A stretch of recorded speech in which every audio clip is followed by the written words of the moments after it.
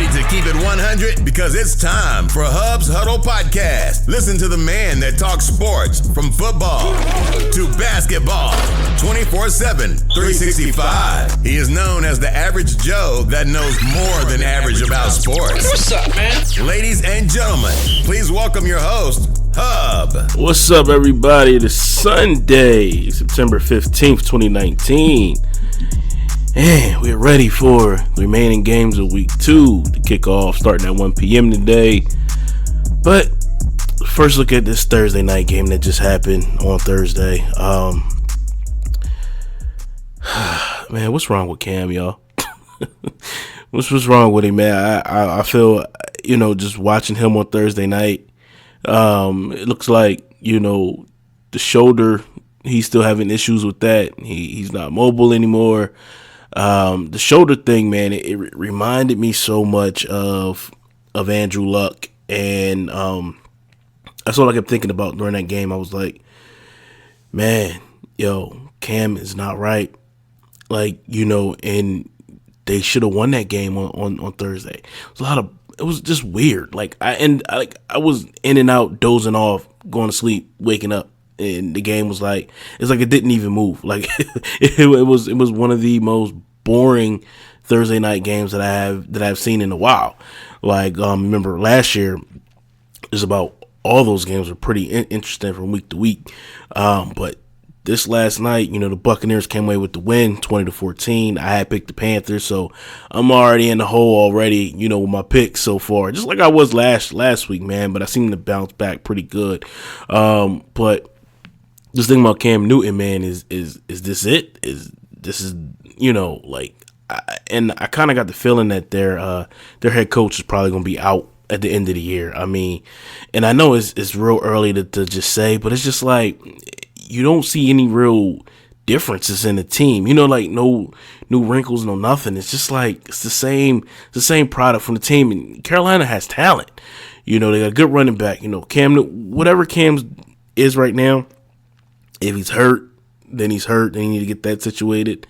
But if he's not hurt and this is him, he's done.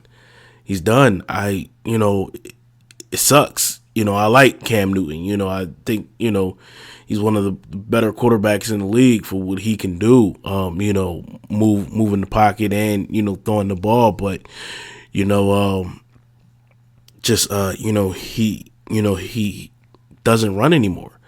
And it's certain plays where you're looking at that game Thursday and you're like, he should have just took off and run. He doesn't. So I don't know if it's North Turner not, really unleashing him and letting him be Cam in that offense, or it's just Cam. Who knows? But enough about that. The Buccaneers took the win on Thursday, 20-14. Let's move on to our remaining week 2 matchups, starting today at 1 p.m. Got the Arizona Cardinals traveling to Baltimore to take on the Ravens. Baltimore's 1-0 after the beatdown they put on Miami last week. I kind of called that one last week. I said, I didn't expect it to be a blowout like that, but I said, it's going to be the Lamar Jackson show, and that's what happened. Anyway, Arizona has no wins or losses either because they had a tie last week with the Lions. But you give credit to Kyler Murray and that Arizona Cardinals team. They came back from being down 18 points. To force overtime and then ultimately a tie. I'd rather have a tie than a loss because at the end of the year, if it happens to come down that for playoff, seeding and all that tie is actually a benefit to a team. Baltimore anyway is better defense, better offense in this matchup. I don't think we're gonna see the same beating as they put on Miami. If we do, then we need to change the narrative about Baltimore. But I just don't think that Arizona's defense is equipped to handle this Ravens offense led by Lamar Jackson. You got Mark Ingram's gonna be in the mix as well. Hollywood Brown, he had a great week last week. But we're gonna see, with the offensive coordinator, Greg Roman, what he got in store for this Cardinals defense. I like Baltimore in this one. I give them. They're gonna win by like 20. I think like I said, defense, offense. Then they playing at home in Baltimore. And man, that whole M&T Bank is gonna be rocking. You give me Baltimore 30-10.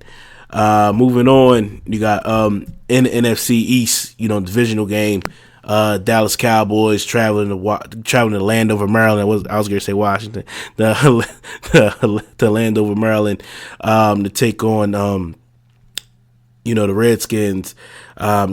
Both of these teams coming into their second divisional games. These are big games. When you got the divisional matchups.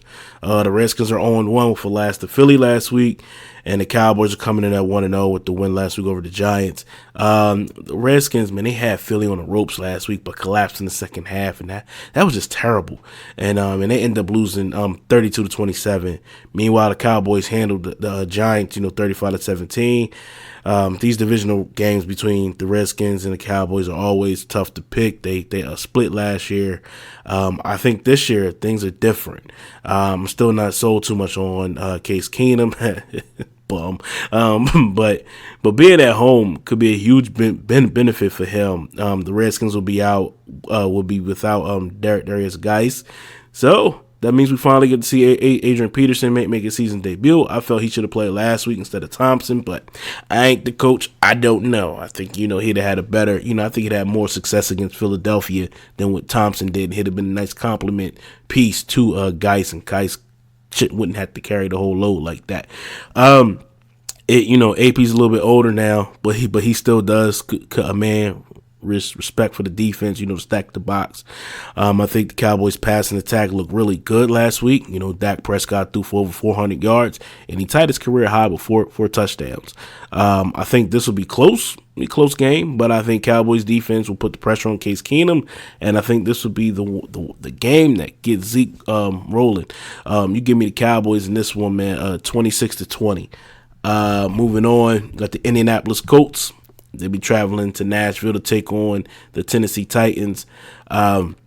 Indianapolis lost last week to the Chargers in overtime. I thought they was going to win. They should have won. They look good for most of the part. However, I did notice, Jacoby Brissett, and I like the kid.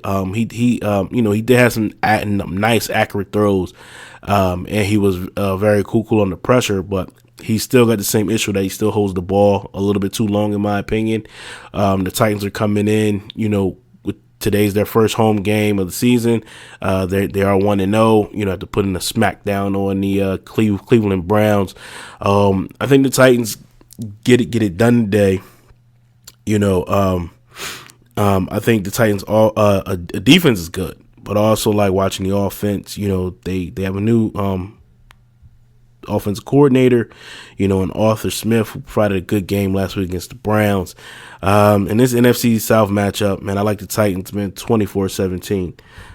Moving on, we got Seattle Seahawks traveling to Pittsburgh to take on the Steelers. Man, both teams are looking to bounce back. Pittsburgh coming off a beating in Foxborough.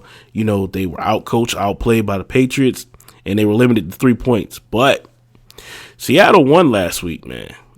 But, I know I just said, bounce back. Seattle won last week, but if you watch that game, man, it was ugly.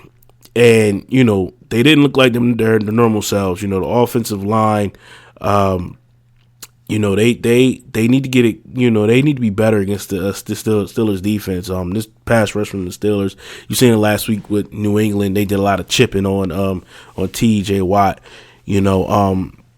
and it's also going to be important for Seattle to get their run game going. It was like, where was it last week? I think the Steelers offense, with a talented group of wide receivers led by Juju Smith-Schuster, will bounce back this week, and test this Seahawks shaky secondary. For this game right here, I think, everybody, overreaction to the Steelers. Maybe New England's that good. Maybe it's just week one. But I like Steelers, today. I think they're going to bounce back and beat Seattle at home. Give me Pittsburgh 24-17. Moving on to the Buffalo Bills. We'll be traveling to East Rutherford to take on the Giants. Wasn't they in East Rutherford last week? I'm not sure. I got to check it out. All right, man. The Bills are coming in off a win over the Jets last week. It was a very close game. I think it was like 17-16. The defense, in my opinion, looks good. Sean McDermott's put together a good defense again. And that's like the bright spot of this Buffalo Bills team. I think the Giants, they're gonna have their hands full. I can see Eli throwing a few gifts to the Bills secondary, and I still feel sorry for Saquon. Man, get this man out of here. But for this game, man, you give me the Bills 24-17. Moving on, we got the San Francisco 49ers. We're traveling to Cincinnati to take on the Bengals. I really do like, the 49ers in this one. I know Jimmy G didn't have his best game last week, but the 49ers defense, with those pass rushers and D Ford and Nick Bosa, they could put some heat on Andy Dalton this afternoon. The Bengals played well against the Seahawks, and they probably should have won that game. I think it was 21-20. Andy Dalton lit up the Seahawks secondary. Like I said, they're not, that good. He lit them up for, 418 yards. So imagine what Big Ben going to do today. But back to this game.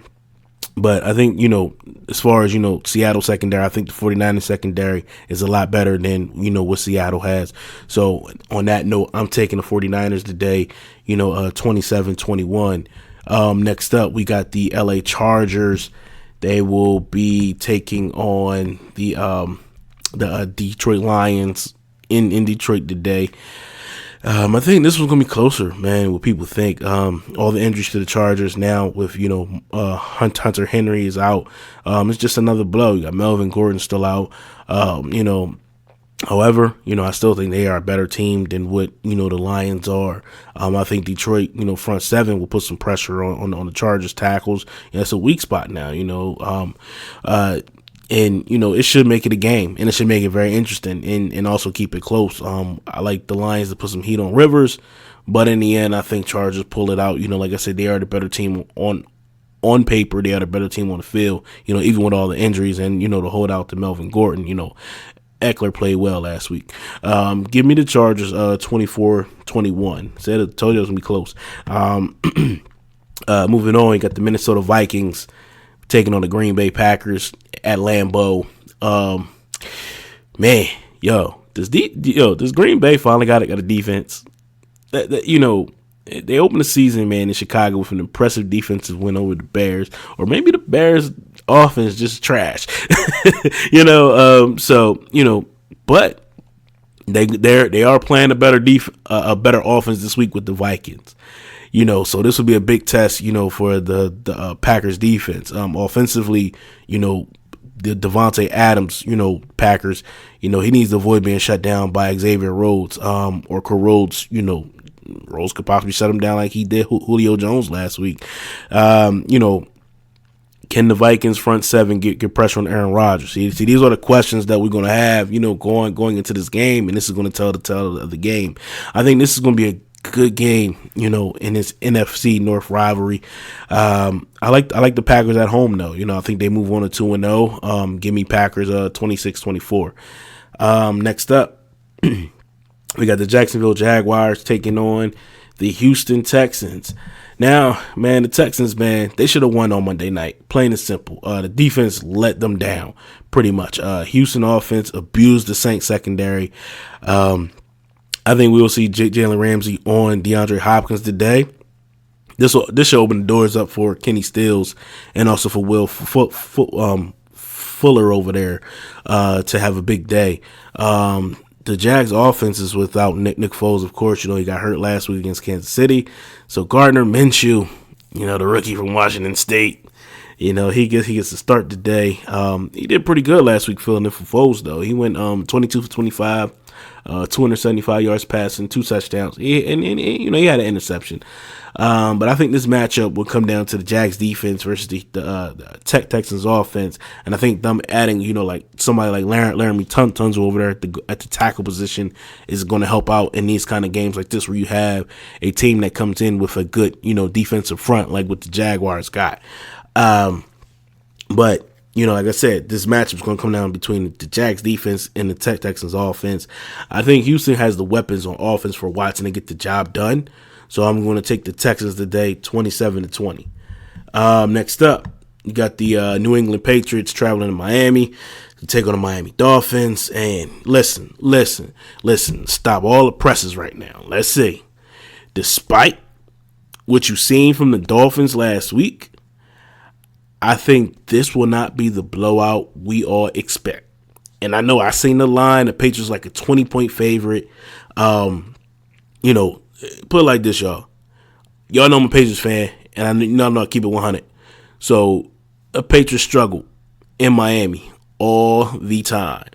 Now they have lost their last 5 out of 6 games in Miami. And everybody remember last year, the miracle in Miami. This is why this is like, as a Patriots fan, you should always wish that this game in Miami is early in the season so you can get this out the way, win or lose, the ugly play, because it's going to happen. It's going to be like 90 degrees out there. And, everybody knows, Miami, New England, this is always tough, man. But like I said, we all know, the miracle in Miami. But back to the game, the Patriots have a new number on the field today, number 17. Antonio Brown will make his debut with the Patriots. I'm interested to see, how he's used in this offense. Also, how long will he play in today's game due to the knowledge of the playbook? Also, outside of, football, how many games will he play for New England this season due to report allegations? You all should know what's going on. But he's not on the exempt list at this time. However, his accuser will be meeting with the NFL tomorrow as reported. But back to the game, the Patriots are better on paper offensively and defensively. So that and I mean they're a lot better. So that means this should be a blowout, but it's in Miami. So, I expect to see some Fitz magic come somewhere a little bit today, but I think the Patriots will come away, at the end of the day with the win. I'm taking the Pats, 34-20. Moving on, we got the Kansas City Chiefs. They'll be coming to Oakland and take on the Raiders. And this will be the last game in this will be the last Oakland game, using that diamond in infield. As you all know, they're moving to Las Vegas next year. Oakland maybe Oakland going to go out with like a bang today, on the diamond, but they're playing Pat Mahomes and the Chiefs, man. It ain't happening like that. The divisional rivals, Oakland took me for a surprise on Monday night, by beating the Broncos. I had the Broncos winning. I just thought, the Raiders would be all apart. The Chiefs are without Tyreek Hill, which is a huge blow for them, but they got Sammy Watkins, who looked really good against the Jaguars. Probably the best he ever looked in the NFL. This matchup comes down to Mahomes making some big plays, at the end, and KC going to ride off to 2-0. I like them. It's going to be a close game. Like I said, these vision games, man, they're always close, especially over there, with those guys in the AFC West. Give me the Chiefs 31-27. Next up, we got the rematch of the NFC title game. New Orleans Saints be traveling to LA to take on the Rams, but this time it's not in New Orleans. This was in LA, and we all know how the last game went. Saints got robbed. But this one has potential to be high scoring. I think both offenses are explosive, but I like the Rams in this one at home. If this was in the Dome, I pick New Orleans. I would feel different, because I'll be picking New Orleans. But I think the Saints, who had trouble last week versus the run, will find themselves with a bigger task, slowing down Gurley and Brown. I think the pressure from the Saints, I think the pressure the Saints will put on, Goff from Jordan, Hendrickson and Davenport, will keep the Rams at run first, so it does have potential to be high scoring, but I think, you're going to see a lot of running attack from, the Rams today. I think McVay going to put that into the game plan, especially looking at how, poor the Saints, played the run last week against the Texans on Monday night. So I'm taking the Rams here, man. I'm taking them 24-21. Next up, we got the Chicago Bears. They'll be traveling to Mile High to take on the Denver Broncos. Simply put, in this one, man, this is a defensive game, y'all. Not really buying into the offense for both teams. The Bears struggle versus the Packers, and the Packers had a tough time with the Raiders last week. Somebody's walking out 0-2, pretty much.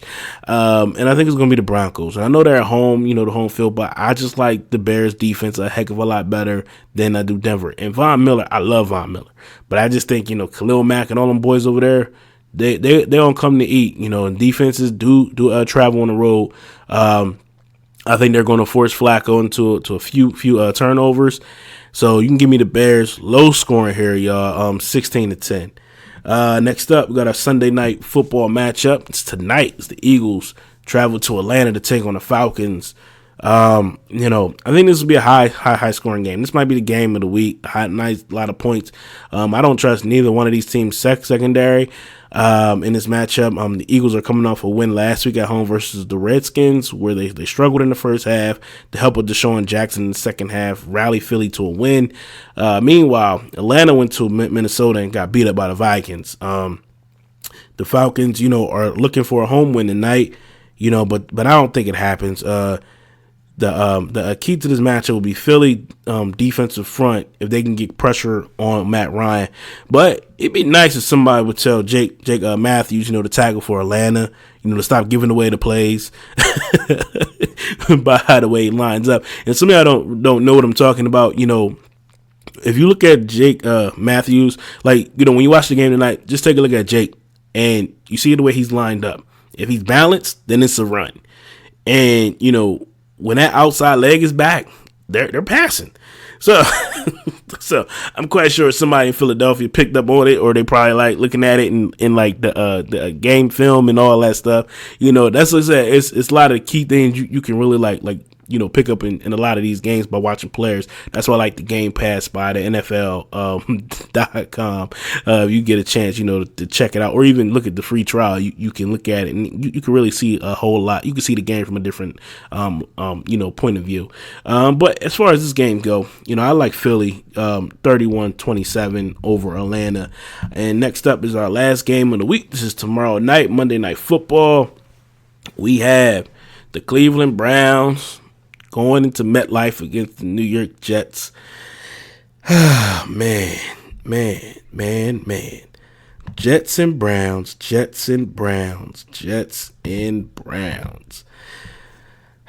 Man, the Browns are looking to rebound off a week one pounding, man. They got by the Titans. The Jets are coming in on 1 as well. They lost by a point to Buffalo. But in the bigger blow, they're going to be without Sam Darnold, who's out with mono.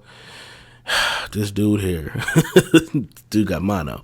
But mono is very serious, man, especially if you're an athlete, man, because your spleen can swell. You can get hit. Your spleen can explode. All that kind of stuff. It affects your immune system. You feel weak. You lose weight. So I hope Sam Darnold get his thing under control and get back on the field, as soon as he can. But I think, missing Darnold's going to be a big blow to the Jets team, and it changes, and it changes their chances of winning tomorrow night, I believe. I don't think, they can rely too heavily on Le'Veon Bell with that Browns defense coming into town. I think, Baker Mayfield's going to have a better showing this week, as the Browns take a W, 24-17. So, for week 2, I'm already in the hole, man, but we got to bounce back, man. So, to recap, I got the Ravens over the Cardinals. I got the Cowboys over the Redskins. I got the Titans over the Colts. I got the Steelers over the Seahawks. I got the Bills over the Giants. I got the 49ers over the Bengals. I got the Chargers over the Lions. Packers over Vikings. Texans over Jaguars. Patriots over Dolphins. Chiefs over Raiders. Rams over Saints. Bears over Broncos. Eagles over Falcons. And Browns over the Jets to close out week 2. So that's it for me today, guys. We got a couple more hours until kickoff. Enjoy these NFL Network and ESPN, pregame shows and Fox and CBS. And let's see what happens today, man. Until next time, man. Thank you all for checking this out. Thank you all for joining me. Thank you all for liking, sharing. If you want Facebook, follow the page, Hubs Huddle. If you want Instagram, it's Hubs Huddle on Instagram. Make sure you give it a like. Let me know what's up. If you want Twitter, It's Hubs Huddle. That's my handle. Podcast is on iTunes, Google Play, Spotify, iHeartRadio, Spotify. It's a numerous platforms, man. You could just Google Hubs Huddle and it'll show up, everywhere the podcast is at. So once again, thank you all for joining. Thank you all for sharing this. Thank you all for, holding me down, man. I like seeing the numbers, especially, I just came back into it full time, a few weeks ago, and I see, once I put the first podcast out of breaking down, the AFC and the NFC, I seen, the ratings started to pile up. So I appreciate that, you guys, man, and keep it coming, man. I'm always gonna keep it 100 with y'all. So until next time, I'll be back on Thursday to break down the Thursday night matchup, as well as recap of week 2. So until then, it's your boy, and I'm out. Peace.